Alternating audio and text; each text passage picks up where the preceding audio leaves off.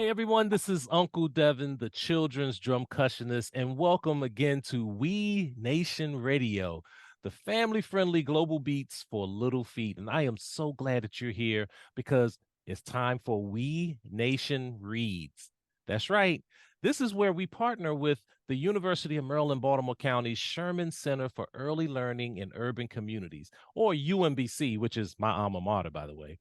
And they have a wonderful program where they share diverse books with their partner schools, in this case, schools in the city of Baltimore, where they share with teachers and parents a diversity of books so that they can have a diversity of stories that they share with their classrooms. And what we do is we will bring the author to you as well. We will have their book read and then share music related to their book. You don't get any better than that. And that's what we're doing right here on We Nation Read segment today. So thank you so much for being here. We want to give a shout out to UMBC Sherman Center for Early Learning Through the Arts and thank them again for this partnership. Um, and I would like to just move forward where we can talk now about our guest for today. Our guest is Roseanne Greenfield, an award-winning children's book author of 15 multicultural books. Now, I don't know if any of you all have ever written a book before, but to write 15 of them is amazing. And including the book that we're going to talk about today, Round is a Tortilla. And she's going to talk a little bit more about that. But she received a Distinguished Body of Works Award from the California Children's Literature Council, the International Latino Book Award, and the California Reading Association Honor book Eureka Award. Okay, I love that name, Eureka. Roseanne's adult fiction has appeared in literary reviews, and I won't even try to mention. I think it's Dalhousie Review, Fiction International, Lilwater Review, and Louisville Review. And she was born in Southern California, and we have a lot of family, a lot of friends, family and friends in Southern California, where she received her teaching credentials at CSU Long Beach and a master's in American Studies at CSU Fullerton, and education degree. And I'm gonna ask her to make sure I pronounce this. Is it Leicester Oh, University? Lester. Yeah, Lester. Leicester, okay, Leicester. I made it I made it harder than it was. In the United Kingdom or UK.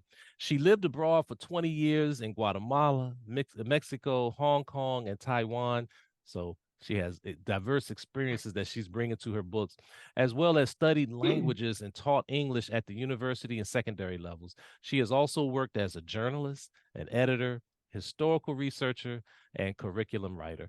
Please help me to welcome to We Nation Reads, the one and only Roseanne Greenfield. Welcome to We Nation Reads. Thank you, Devin. Appreciate it. It is an honor to have you here. So, just to get started, I know I just mentioned a lot about you, but I know that's what you have written. But also, tell us a little bit more. Who is Miss Greenfield? What do you do? Where? I know you reside in Southern California, but tell us a little bit about you and your background. Okay, yes, I live in Fountain Valley, California. Um, I'm a teacher. I've been a teacher pretty much since I graduated high school of some sort. So I've been Right. doing it as my life's career. Hmm. I'm an author. I love writing books for kids. And I'm just one of these creative people where I'm not happy unless I'm doing something creative.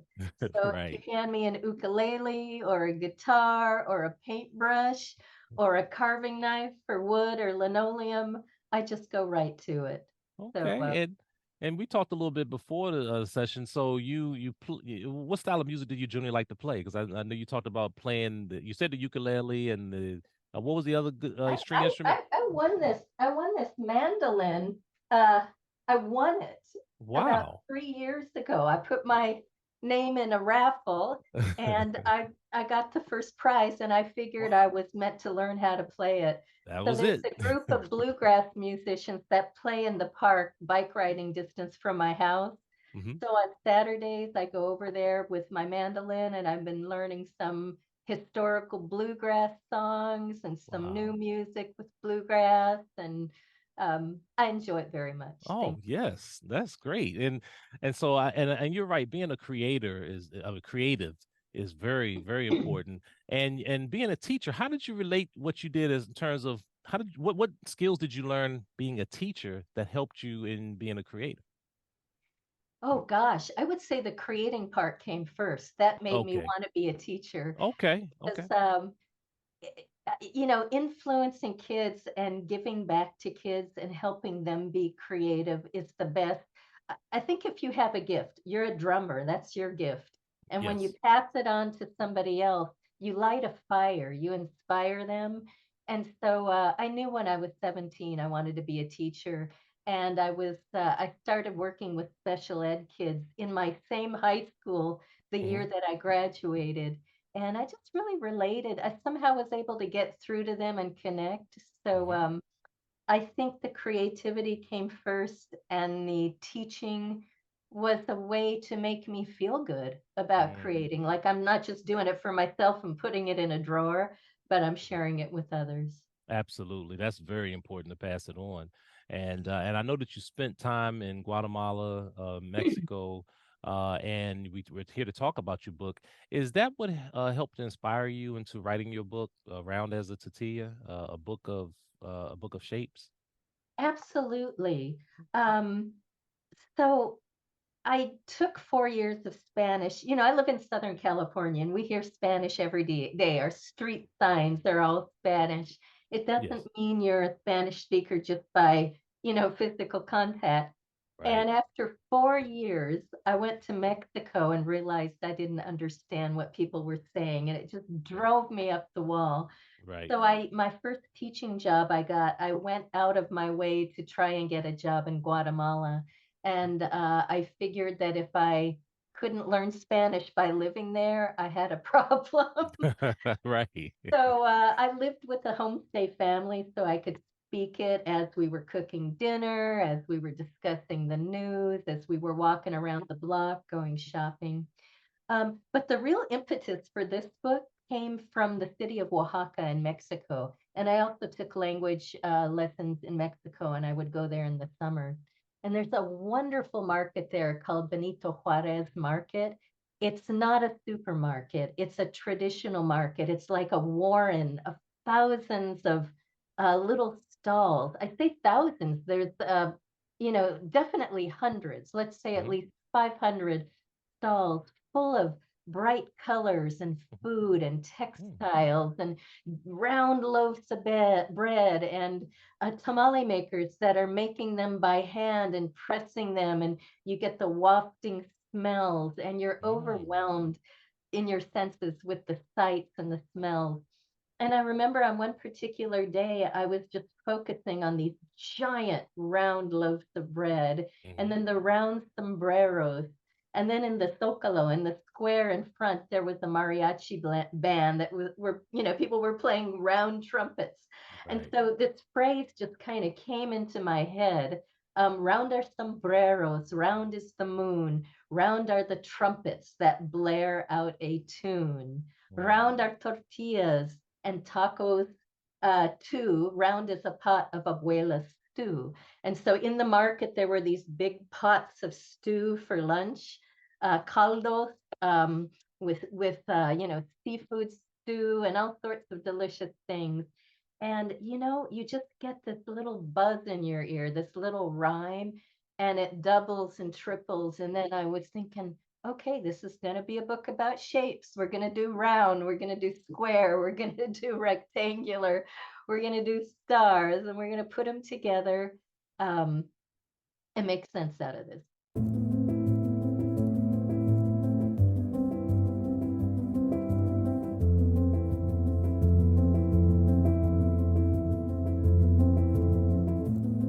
Hi there, this is Ruby K, and I'm so excited to share with you a beautiful story. It's called Round is a Tortilla. It's written by Roseanne Greenfield Tongue and illustrated all the shapes by John Para. So let's talk about those shapes. Ooh, round are sombreros. Round is the moon. Round are the trumpets that blare out of tune. Round are campanas that chime and ring. Round are the nests where swallows sing. Round tortillas and tacos too. Round is the pot of abuelo stew. I can name more round things. Can you? Square are the letters we know them well.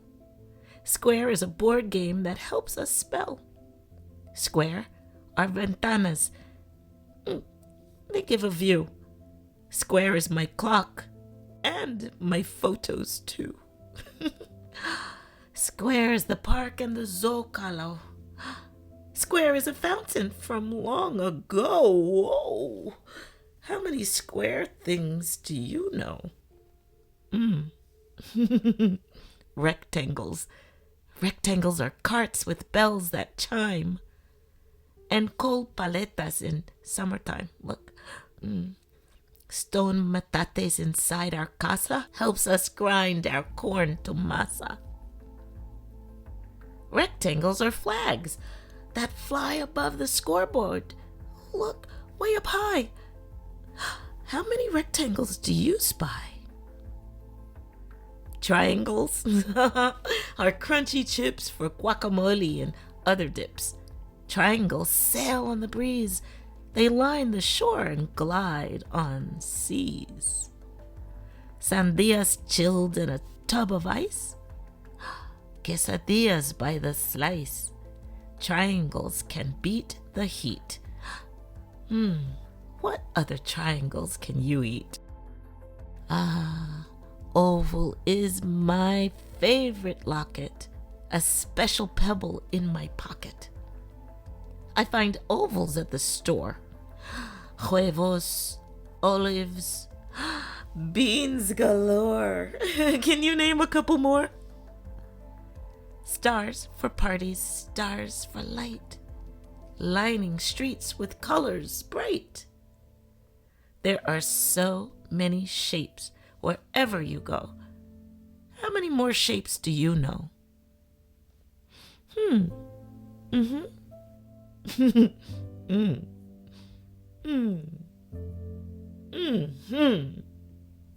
The end. Keep looking for shapes.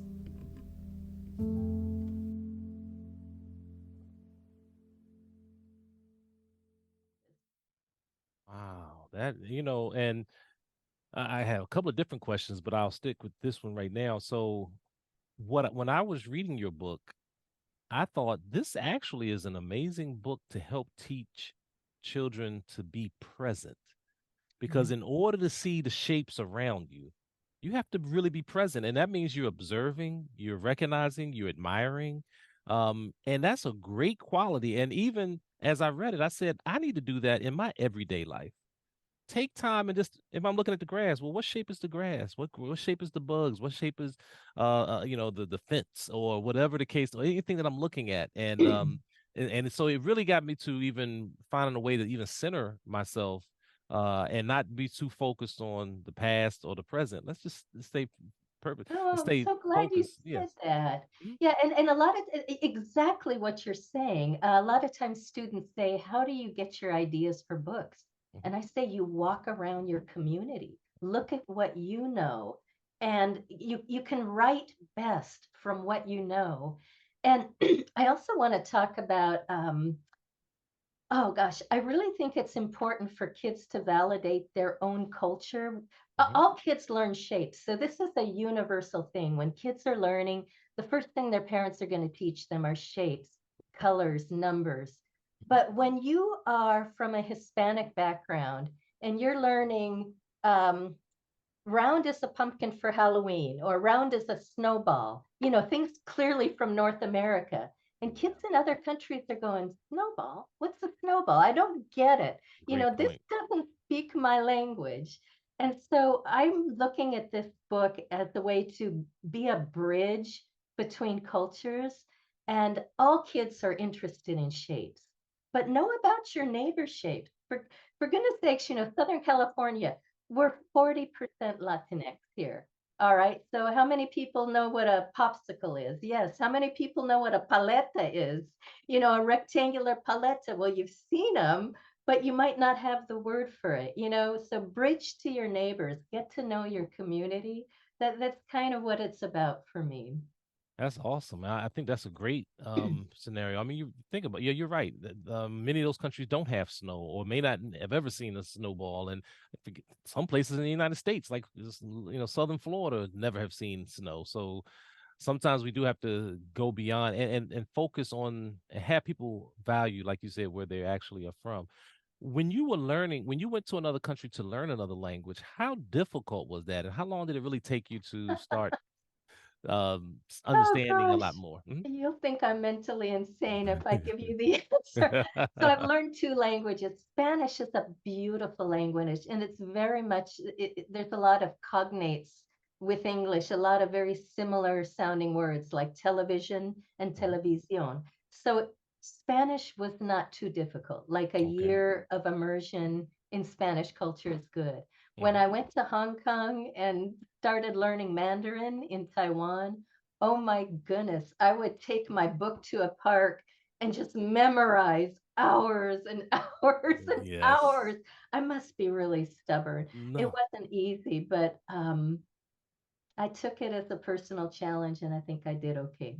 I'll be curious to know this. There has to be some level of similarity, though. When you start learning different languages, you might see some commonality somewhere. But I know in one of the songs I teach, "Count Our Numbers," we count to five in Mandarin, and make sure Nice. and you can help me make sure I do it right. So it's R San Su U. Is that about right? 1、2、3、4、5。And so what's interesting about Okay. Yeah. Mandarin is Mhm. there's four ways to say, five ways to say everything. So Oh. sun, sun, sun, sun. And sun could be very different. Like you could be saying for the word for mother, ma, ma, ma, ma. One is horse, one is mother, one is Oh, okay. So rope. it's So the you might be enunciation. Yeah. saying your horse is a good cook, and it's really your mother is a good cook. Oh, wow. But you Yeah. know what? You're a musician, Uncle Devin, and Mhm, people with musicians have a good ear for language. mhm. And I tell anybody who really gets music to try language. I see a connection. Okay. It's That's good to tonal, know. it's musical. If you Yes. can express yourself with music, you can express yourself with language. Wow. That's my thought, Well, anyway. thank you. That's beautiful. And so are the illustrations in your book. Who did your illustrations? Oh, let me just show you a Mhm, couple. I happen to have this. mhm. So this is his name is John Parra, and he's an amazing illustrator. He lives here in Southern California. No, actually, he lives in New York, but he is from Southern California. And his mom and his brother are here, and I've met him many times. He comes quite often to do book promotions and reading activities. And he has this really simple, direct, and bright way of illustrating that really makes kids interested. Mhm. And he hides, I'm just going to pull up one page. He Sure. likes to hide little birds and little pictures of things. Um, and kids really like looking for small objects inside of a book. So I feel really lucky to have been hooked up with John. Well, and you even encourage children to do that in your book when you say, "How many circles do you see?" or "How many squares do you see?" And you have me looking. I'm like, I noticed it must be a hidden question here. Let me count them all up. and That's the teacher in me. And the reason I do that is I really want parents who read a book to ask kids questions because if you read passively, then their eyes are closing and then they're off to dreamland. But if you say, hey, how many square things or rectangular things do you see in this picture? Then the student starts looking. Yes. Um, so I'll just look at the last page. How many stars do you see? How many Mhm. squares and rectangles do you see? And that's a whole different brain process That's going on. right. Well, the And other, and I'm the sorry. Go ahead. no, no, it was intentional. No, okay. Well, I was going to say, and the other beautiful thing is the book is a rectangle.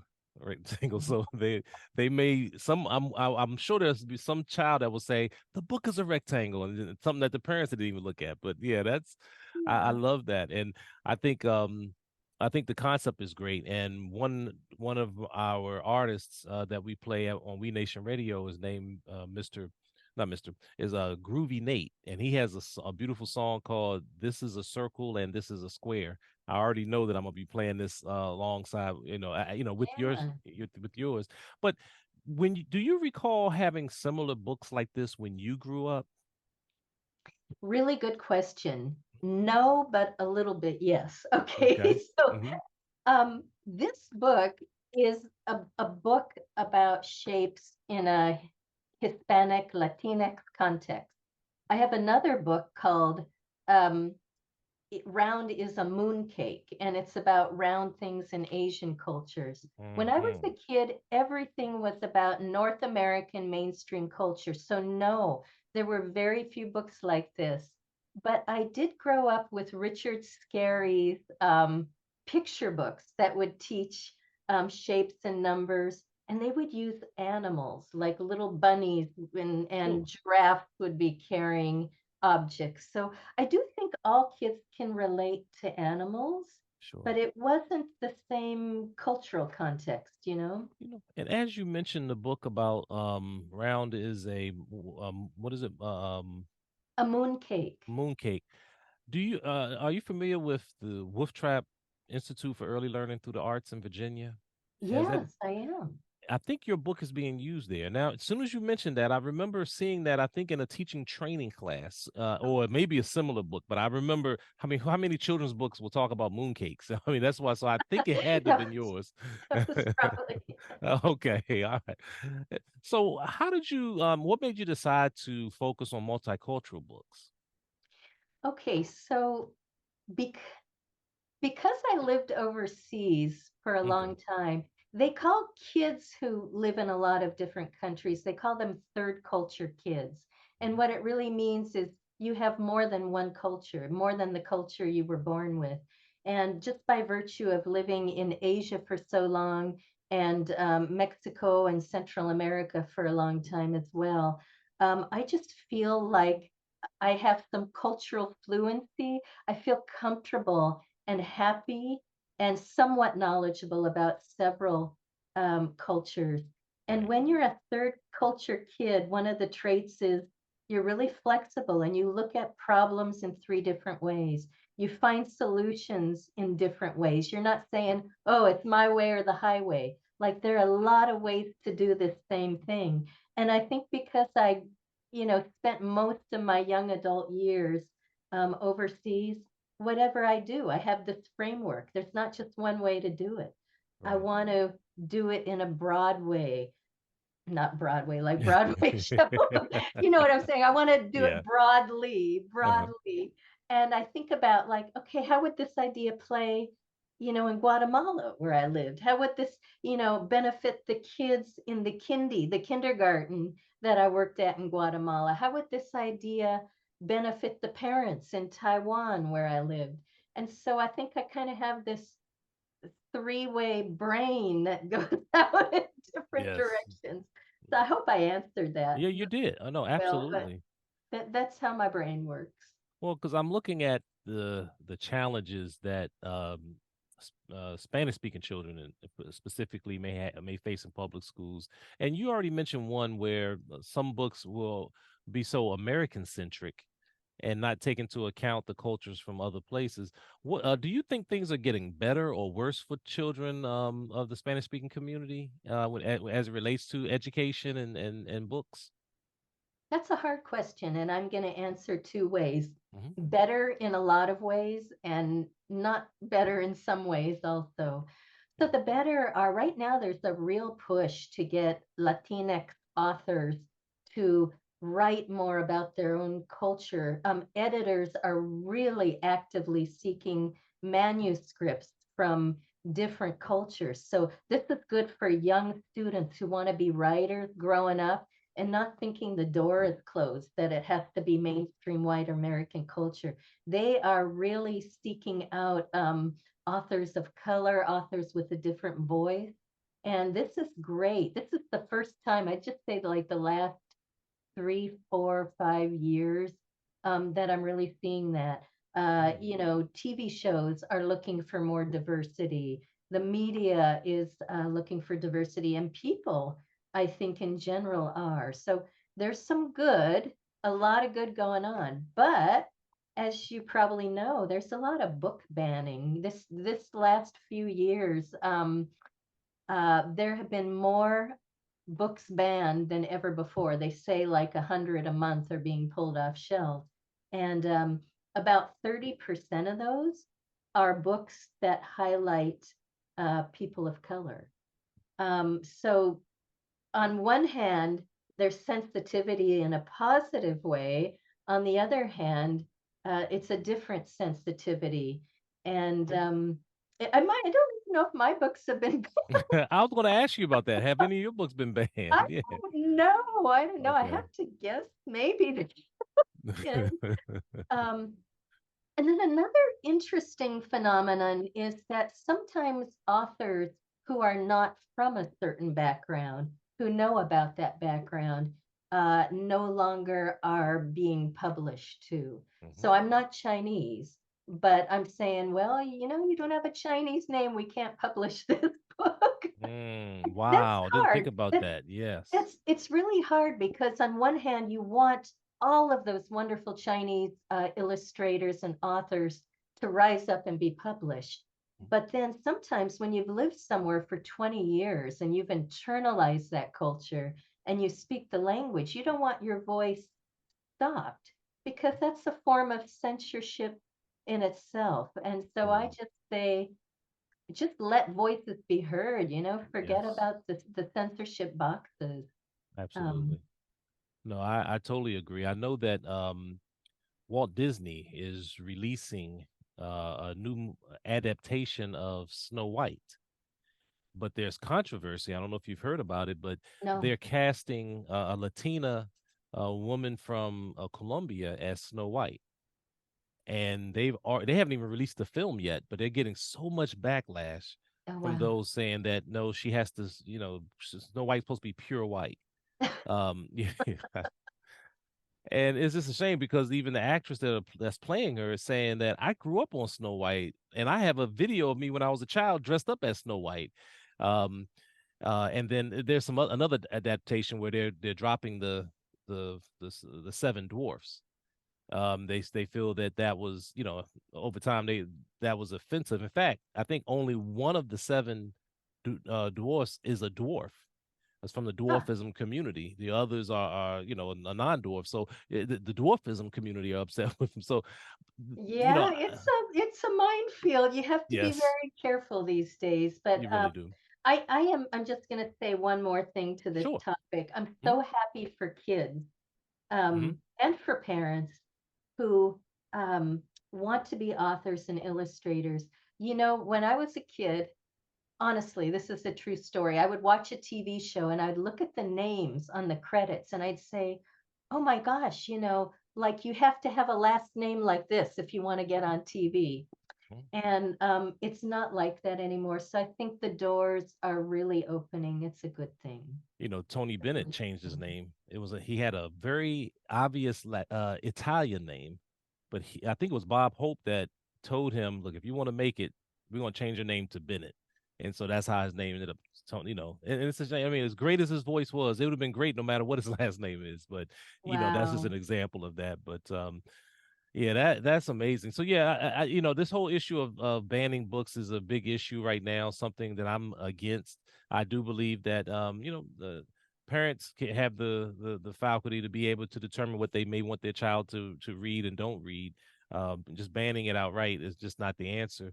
Um, and but that's a whole nother thing. But let me also, before I go any further, for those who are just tuning in, I'm Uncle Devin, the children's drum cushionist. You're listening to We Nation Radio, and this is our partnership with UMBC's Sherman Center for Early Learning through in urban communities. And my guest is Roseanne Greenfield, the author of Round is a Tortilla, a book of shapes, if I said that correctly. Um, And if someone wants to get your books, I believe they can go pretty much on many of the book platforms, Amazon or what have you. Just talk a little bit about that. How can someone purchase your books? Absolutely. So I've given my email, Hmm. which is rosghk@gmail.com, and I'm happy to sign books and send them to parents or people who are interested. Okay. Amazon carries my full range of books. I have about 15. Okay. And also, I have a web page. So if you have a computer and Google Roseanne Greenfield Tong, Thong, my full array of books will come up, even Roseanne Greenfield, author. The books will come up and you'll be able to find out what the titles are. And again, I'm happy to share my email. Okay. And let me ask you this, and I think this might be a good question for some of our listeners that are listening. How can your books be beneficial to non-Spanish speaking? How can this book be beneficial to non-Spanish speaking students? Oh, that is such a great question. So, first of all, we live in a multicultural society, and getting along means getting to know our neighbors and getting to understand our neighbors and having bridges between cultures. Um, so, all kids are interested in learning about shapes. And while you're learning about your own shapes that are in your own culture, why not learn about what the shapes of the business right down the street, or the community celebration right down the street, or what your neighbors are doing? Maybe you're walking down the street and kids are cracking open a piñata for a birthday party. And get to know your neighbors. I think it's all about understanding. And I have found that kids are fascinated about other cultures and other countries. And it tends to be sometimes adults that pull them away and say, that's not your business. Yes, exactly. Not always. I'm not making a Yeah. blanket No, statement, but no, I hear you. sometimes it happens, Yes. And, Yes. we have to be bridges. There has to be two, three, four-way bridges in communities if we're going to get along. Absolutely. And you mentioned pinata. One of your books is called One is a Pinata. Is that correct? It is, yes, it's a Okay. book of numbers. Yes. Okay. Book of Numbers. All right. Um, and then my last question before we end, and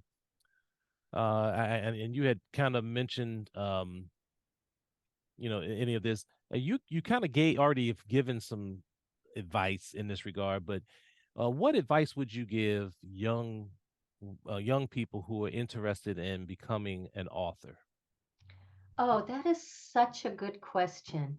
Mhm. Gosh, there are so many young people who have great ideas, and maybe they write and they just stick it in a drawer and they don't share it with anybody.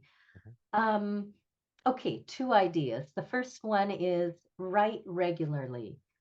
When I was a kid, my mom wouldn't let me out of bed on the weekends until 8 o'clock in the morning because she was a Right. teacher and she was tired, and it was like, no noise. You can't. I kept a pad of paper, just Mhm. like scrap paper, next to my bed, a pencil or pen and a paper. And I get up and go like, gosh, can't get out of bed, can't make Mhm. noise. And I'd sit there and I would just start putting my ideas down. So Mhm. number one, put your ideas down because those ideas just go. You think they're going to stay there and they just Mm-mm. fly like No. the wind. So yeah, write those ideas down. Or Yeah. if you're too young to write, hey mom, I have an idea. Can you help me write this idea down? Mhm. And the second idea is if you do write stuff, share it. Don't just put it in a drawer. Because the only reason I think I became an author, I used to hide things in a drawer, is my mom found some of my poems when she was cleaning. And she's like, what? You're right. We got to call your Aunt Miriam and tell her. And, Uh, yeah. once you get validation, you feel like, wow, I've done something good. I don't have to Yes. hide it anymore. Right. I know that sounds silly, but I was just shoving it in my drawer and locking it up and not sharing it. Um, write Right. regularly, put your ideas down, share it, tell people you love that, hey, I want to be a writer, and they'll help you. People want to help you in the world. Absolutely. And great advice. And thank you so much for sharing that, and also for just for being a guest. And congratulations on your book being one of the chosen books by the teachers in the Diverse Books Project, part of the UMBC Sherman Center for Early Learning in Urban Communities. They picked your book as one of the books that they wanted to read, and we're honored to be able to have it and share it here on We Nation Radio. So thank you so much. We wish you the best, and if we can ever be of any service to you at any time, just reach out to us. We'd be glad to Thank work with you you. again. And to everyone else, thank you for joining us. This has been another great edition of We Nation Reads. Again, want to thank our sponsors, the University of Maryland, Baltimore County, or UMBC Sherman Center for Early Learning in Urban Communities. And we will be airing these programs starting November 13th at 1 p.m. to 6 p.m. Monday through Friday. So you can just tune in, and we're going to run it for about 5 weeks, and then and you get to hear all of them. Plus, you can go to the We Nation podcast, available on all podcast platforms, whether it's Google Play, iTunes, and you'll be able to hear the full interview. But make sure you download the We Nation Radio app. Go to your phone, download We Nation Radio with 2 E's. It's free of charge, commercial-free radio that provides the best and family-friendly global beats for little feet. And that way you can listen 24/7. But I got to get out of here. I'm Uncle Devin, the children's drum cushionist. Thank you again for joining us. And as I always say, life is a drum, so beat it.